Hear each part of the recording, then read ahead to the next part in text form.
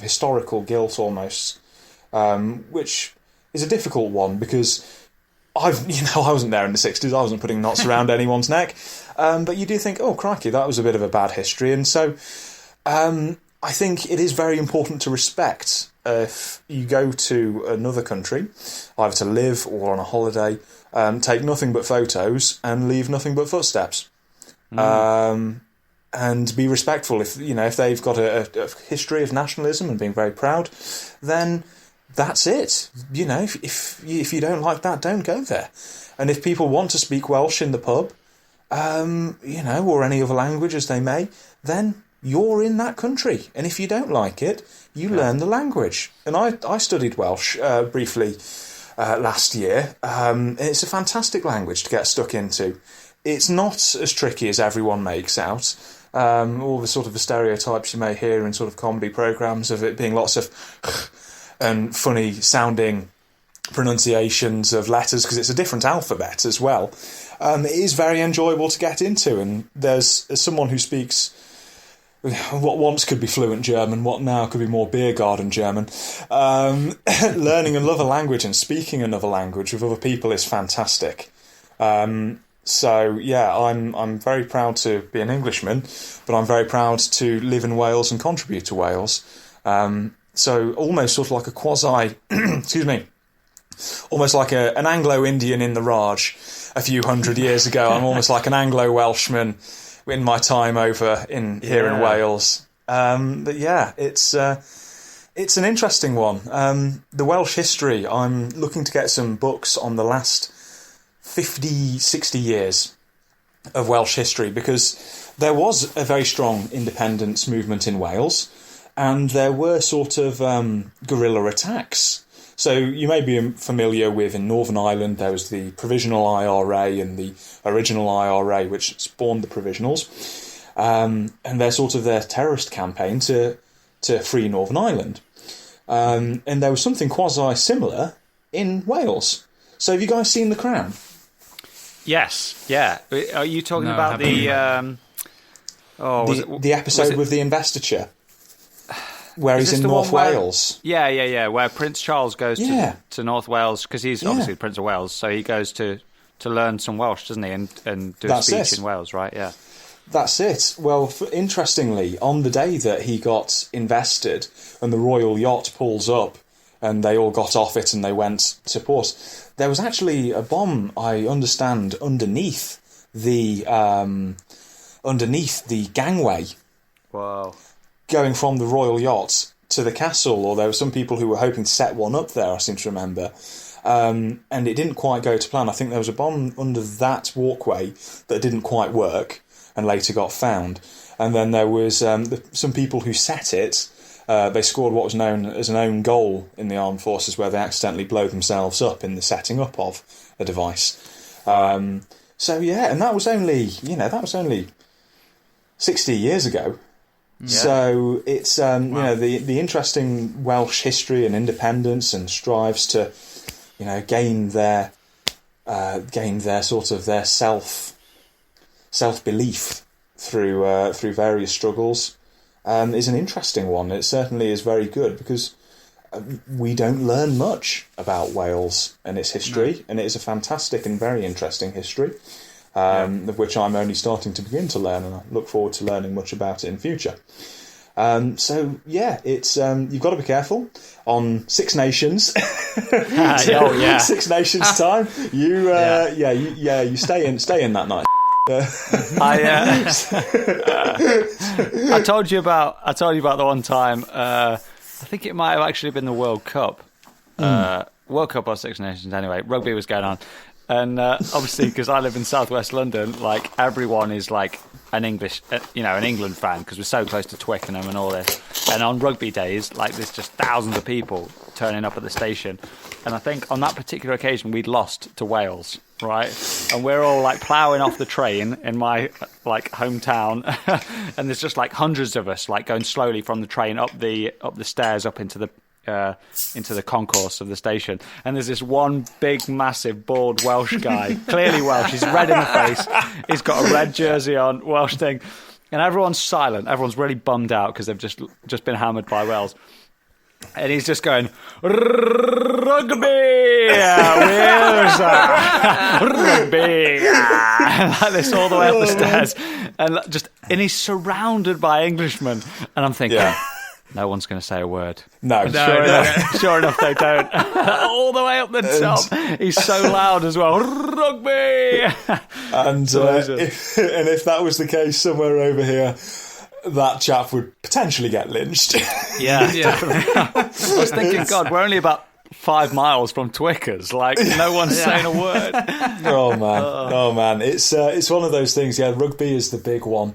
When that comes on, when it's sort of autumn internationals and the Six Nations, the rivalry does get quite heated up here. We do have quite a good bit of office banter, which is because you're crap at football. That's why. That's the only thing you've got to look forward to.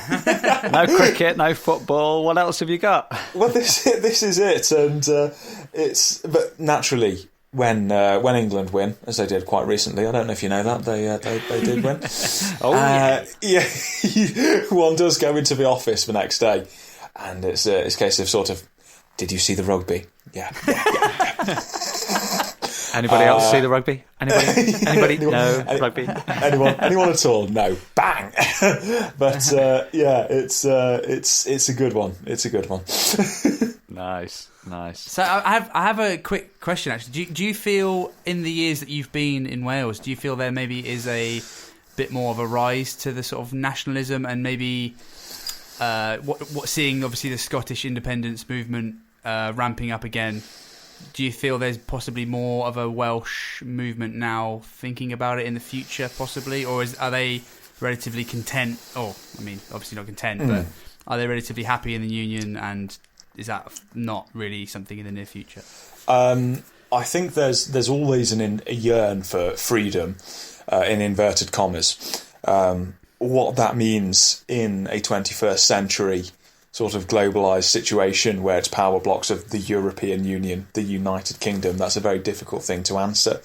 I think because a lot of Welsh nationalists may have seen Scottish independence, the referendum, not go to plan, seeing the United Kingdom's move out of the EU, I think there is a realisation in some elements of the community that as much as it would be lovely to be an independent, nation of Wales, it may not be practical. You've got to think, right, what are the main sort of the industries of Wales? Well, a lot of it is tourism coming from England. It's potentially a good way of alienating a huge amount of the tourist community. That would mean that a lot of money is lost, and therefore being able to offer all the very generous things that the Welsh Government does, such as free parking in hospitals and very generous dispensation of pharmaceutical products, may not add up. It may not simply go to plan because you don't have the money there. Mm-hmm. And small countries in the European Union generally fall at the mercy of the larger countries. So is there a possibility of being another Greece? Is there a possibility of being another Portugal? And so on and so forth. We're in a country that doesn't produce anything much. Sorry to cut you off, but didn't Wales sort of vote overwhelmingly to leave the EU during the referendum? It did. In terms of individual sort of counties and that It did, yeah. The Brexit vote was in Wales, and also the recent European Union elections yielded a very sort of leave response. Now, that's been marked down to a couple of things. Is it because of poverty in the country? There's large parts of the country that are poor, so though sort of an overseas government may not be the most popular thing. As well as that, large parts of North Wales and parts of Mid and South Wales do have large English populations. In North Wales in particular, in the 80s and 90s, local councils did deals with Manchester and Liverpool for a lot of individuals who were on DSS and benefits to relocate to North Wales, which skewed the population into an English trend. So that means I think it's around about 20 to 25% of the electorate is English. But also, right. I imagine a sort of also an almost poverty-stricken trend as well. As well as it being English people, it was also English people on the sort of lower income spectrum. Yeah. What? Just out of interest, why did the Welsh government do that? Was there a benefit to the Welsh government, or why? Yes, there was. The benefit was financial, because in the late 80s and 90s, the Welsh tourist towns in the north of the country were seeing less tourism because package holidays were getting cheaper and people were going abroad. So people weren't going to places like Rhyl, Prestatyn, Tywyn, Llandudno, all of the classic touristy, old school sort of, like Margate. That's a very similar example for listeners down in the southeast. Poorer sort of coastal seaside towns with lots of empty B&Bs and lots of empty houses and bedsits. So when all places like Manchester were getting regenerated in the 90s, that's where a lot of these lower income people came from, and a lot of them settled in North Wales. And so therefore it skewed the population as well into an English position. It also skewed it into a very poor position, sadly. And that's still something that we're dealing with. Still something we're dealing with today. So yeah, interesting. Yeah, very interesting topic. I mean, it flows into the question again of how do you save the high street, on seaside towns. I mean, I was reading a very interesting article about Margate being almost like a hipster capital on sea. Mate, the amount of people that I know and mates and stuff that have moved to Margate or have got friends of friends that are moving to Margate. It's the most popular place in the world now. Yeah. It's like people who want to live in Shoreditch but can't quite afford it. They're all moving, buying houses, seaside houses in Margate. Yeah. It's crazy. So that's massively changed the situation in Margate, financially for the better, some may say. How do you solve it when it's the other way round and it goes in the other direction? Very difficult. Interesting. Very difficult. Very festive. A quick waltz through nationalism and poverty-stricken high streets. Nothing quite like Christmas, eh, gang? Listen, it's all part of the mix. That's why the handful of people who listen to the podcast. Well, I suppose a few laughs, a bit of sport, a bit of real chat. Well, this is it. I suppose at this time of year at Christmas, it does make us feel very sort of reflective into cherishing those around us at Christmas, and maybe making a Christmas donation as a Christmas present. If you can't think of something to get someone, maybe make a Christmas donation. Yeah. So there we go. Fantastic. I'll put the gavel down on that for sure. Yeah. Gentlemen, on Sunday, I went out for a Sunday roast. And just by coincidence, did our good friend Greg. He also went out for a Sunday roast because we're good, solid Englishmen and we always, without fail, have a Sunday roast on a Sunday. By coincidence, we were very close together, sort of southwest London sort of way. And it begged the question, what roast did you go for, Greg? What's the greatest roast? Which did you pick? Because you were always we're always confronted with this option every single Sunday of our entire lives. What's the best roast? So I actually kind of want you to guess as to what you think I went for. But so the menu had the roasts. You had your porks, you had your chickens, you had your beef. Did you have your lamb? There was no lamb, actually. I will say there was no lamb. I find that very offensive as a quasi-Welsh person. That's very bad. Well, you know what? In fact, the place I went to, it's one of these, incredible place, but it's like it has one of these annoying things called a sample menu online. So it's not the real menu. So what you do is you go online and you download the sample menu PDF and you look through it and you find something that looks incredible. That's the one thing you want. And then obviously you turn up there and that's the one thing not on the real menu. That's just the sample menu thing. Always the way.